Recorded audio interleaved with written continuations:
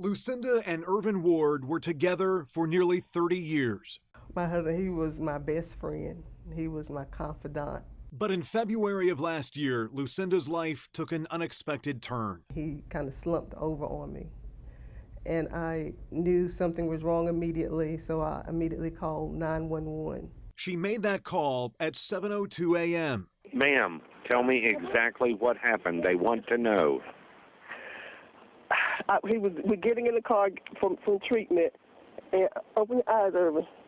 And he was loading his car. We was loading him in the car, and he just went out. Irvin. The Apex Fire and EMS station is only about a mile from Lucinda's house. They were dispatched at 7:03 a.m. Firefighters arrived first 7 minutes after Lucinda made the call for help. There was 3 people in the fire truck. Only one got out. 2 sat in the truck, and they only checked his pulse. And they waited, and he just sat in the car. My husband again sat in the car 5 minutes without any medical attention. A report says the firefighters checked his blood sugar and pulse and gave him oxygen. Paramedics then arrived at 7:14, 12 minutes after Lucinda called 911. And that was very disappointing, knowing that he was unconscious in the car, and they didn't respond quicker, and they could have. After paramedics checked her husband's vital signs, blood pressure, and blood sugar, they left for the hospital at 7:27, 13 minutes after they arrived at the house and 25 minutes after Lucinda called 911. But shortly after they left, Irvin went into cardiac arrest.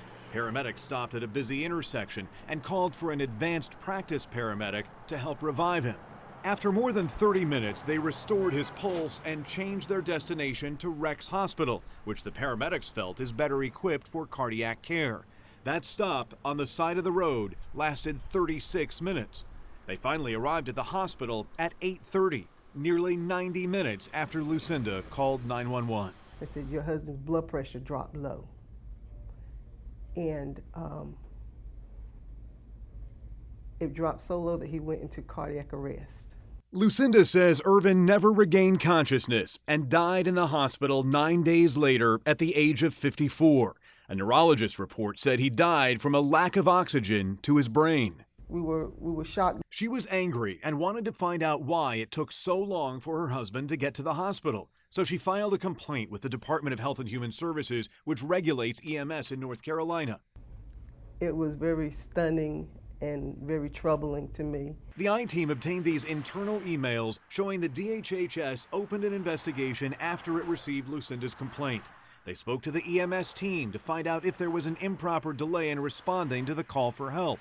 The paramedics said they simply could not recall anything unusual about the initial response. EMS is an essential part of our community, and we put a lot of trust in them.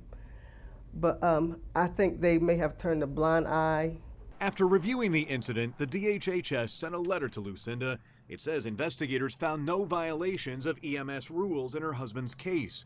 But Lucinda is now planning to sue the town of Apex, hoping that'll reveal more answers and prevent other families from having to endure nagging questions about a delay in life-saving medical care. I definitely don't want it to happen to anybody else, not when somebody is fighting for their life, when it's somebody's husband, it's somebody's father, it's somebody's brother.